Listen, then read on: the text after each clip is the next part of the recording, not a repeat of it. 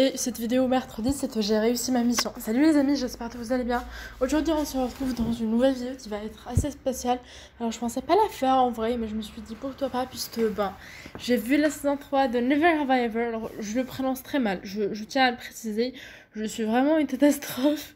Donc, je me souviens jamais du nom exact. Est-ce que c'est genre Never Have I Ever ou Never Have I Ever?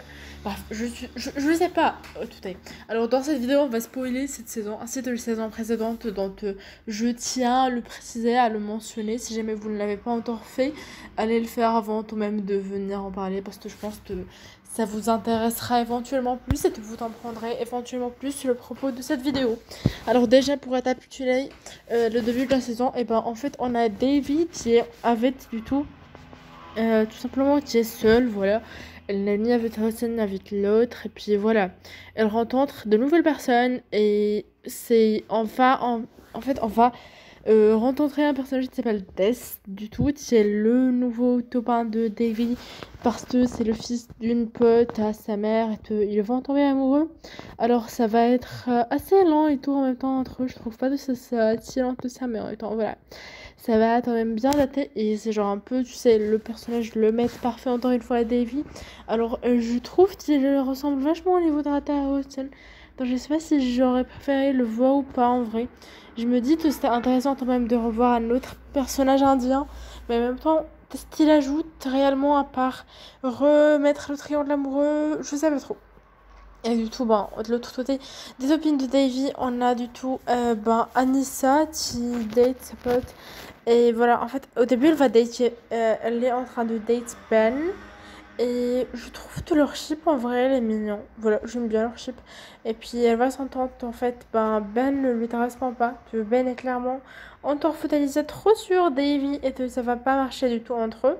Et ils vont tout simplement décider de split up, puisque elle va en fait tout simplement lui dire cette vérité en disant que voilà, elle a besoin de quelqu'un qui va beaucoup la cheer up. Et je trouve que on a quand même eu pas mal de développement de ce côté-là par rapport à Anissa, parce que elle s'est vraiment beaucoup améliorée.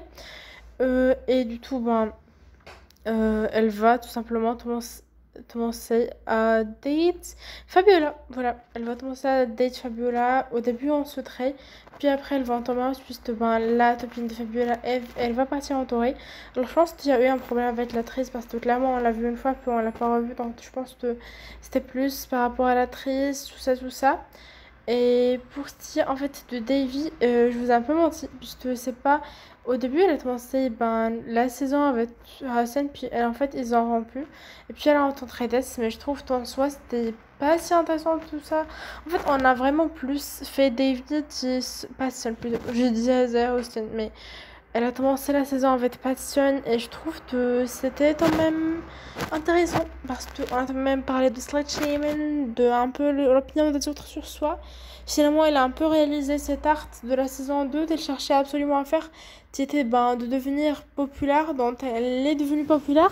Elle s'est rendue compte que c'était pas son truc, elle en avait pas envie, que c'était pas parce qu'elle était plus populaire justement qu'elle était heureuse. Et puis au fur et à mesure, elle a beaucoup pris en maturité pour au final tasser avec Preston, ils se sont séparés. Et je trouve cela assez intéressant, puisque voilà, ça montre que finalement ils étaient vraiment pas meant to be.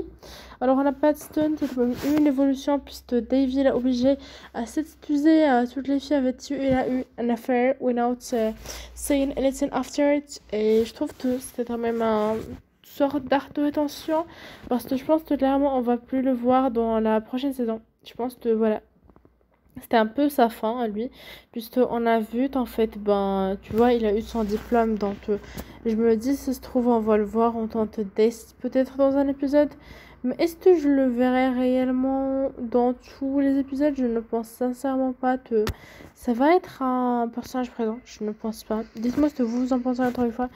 Ça m'intéresse de savoir. Voilà. Et du tout, on a tout simplement Patstan, qui lui fait un peu sucer ses adieux tranquillement. Quant à Trent, il va sortir avec Eleanor. Alors, Trent et Eleanor, je pense qu'en fait, on va plus se concentrer sur Trent. Alors, je trouve que son personnage est assez cliché dans un sens, puisque c'est vraiment juste un peu, tu sais, le mettre populaire, clairement, tu vois, c'est genre le mettre populaire de rôle et tout, mais en soi, Est-il si intéressant que ça? Je ne le pense sincèrement pas. Après, ben voilà, on a quand même essayé de creuser sur le fait qu'il ne voulait pas devenir adulte, tout ça, tout ça. Alors, pour justement maintenir le drama, on va avoir le nouveau top 1 de Davy. Avec qui elle va rompre, en fait, parce que finalement, la mère du top 1, elle veut pas. Bref, toute une histoire sur cela, sur cette art.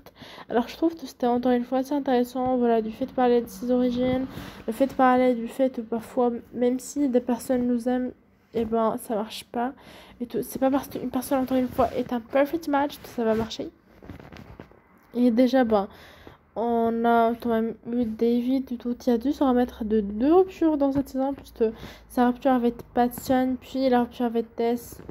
Alors, après, du tout, on va aussi parler un peu plus du fait d'avoir des lycées privés et des lycées publics aux États-Unis, ce qui est en soi assez intéressant, parce que c'était pas des choses dont on parlait dans les saisons précédentes. Là, on en a parlé notamment dans la compétition, tu sais, entre ben, Davy et le maître, justement, Death, parce qu'ils ont eu une compétition de débat et que lui vient d'un autre lycée. Et on va parler de Davy qui va encore une fois un peu avoir une double vie, mais dans ce sens où en fait elle va paraître pour la meuf très cool, très chill, alors qu'en réalité c'est un peu plus la meuf très nerdy. Et finalement, en fait, la morale de ce genre, je pense, c'est vraiment you can be a nerd. There is no shame on being a nerd. Et il faut vivre l'instant présent et s'en foutre du regard des autres et du fait de, tu sais, être populaire, surtout à cet âge. Et je trouve que c'était quand même très intéressant. Donc, voilà, je pense que vraiment au niveau moral, on a eu une bonne dans cette saison et c'était cool. C'était vraiment, ça faisait plaisir à voir. Surtout que, voilà, c'était pas forcément. En fait, je trouve que les séries pour ados, c'est généralement très concentré sur le fait d'être populaire, d'être toujours bien vu par les gens. Et là, on le voit clairement, Davy, c'est pas le main character, même si elle essaie de l'être en fait. En soi, elle est populaire, et puis elle, c'est justement en fait un personnage relatable qui fait sa vie et qui a ses deux potes, et puis basta en fait. Il n'y a pas mille chemins qui parlent d'elle et mille chemins qui se trouvent sur elle. Et puis finalement, en fait, à la fin de la série, elle va terminer avec Ben. Alors je pense que je suis dans la même team Ben parce que je trouve qu'il est quand même plus intéressant et surtout je trouve que Ben, en fait, il est d'une manière ou d'une autre le match initial de Davy, si on peut dire ça. Alors que finalement, en fait, ben Davy, à la fin de la saison, elle va se rendre compte, en fait, Paxton, c'était juste surtout une sorte de rêve qui lui a permis à échapper à toute la réalité. Voilà.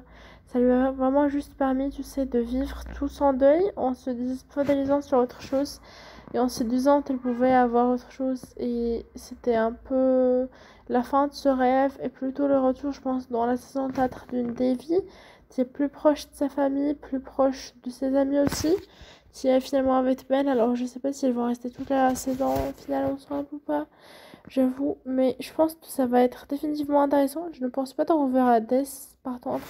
Pour ce qui est de Tamila, par contre, on l'a revue elle, et ben en fait, elle va se mettre avec le prof de Davy, elle va déménager de chez ses grands-parents, puisque ben elle a décidé elle allait faire ce qu'elle en avait envie. Alors je trouve que pareil, Tamila c'est un personnage que je trouve assez intéressant par son développement, puisque finalement c'est vraiment le cliché, tu sais, qui cherche en fait à faire autre chose qu'être un cliché.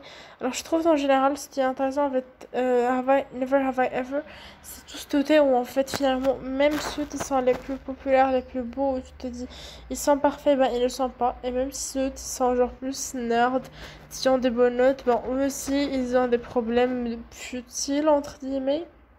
Donc en soi, je trouve que c'était assez intéressant. Alors, on revoit toujours les thérapies de Faye Davy, pareil, ça c'était intéressant. Je pense que cette série, cette saison, particulièrement était bien parce que on a vraiment approfondi tous les personnages. Et ça, par contre, j'aime beaucoup. Dans le sens où on n'a pas juste parlé d'un seul personnage, on en a parlé de tous et de toutes.